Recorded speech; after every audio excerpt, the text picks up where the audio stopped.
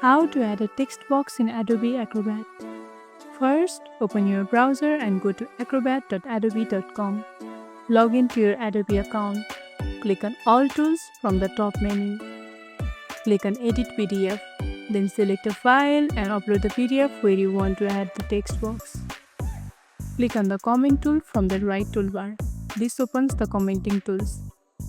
Hover over the tools to see where the text box lies. It looks like a T inside a box. Click on it to add it to the PDF. Click and drag on the PDF where you want the text box to appear. You can resize by dragging the corners. Once the box is placed, click inside and type your text.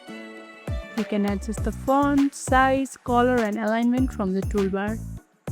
If you want to move the text box, simply click and drag it to a new location.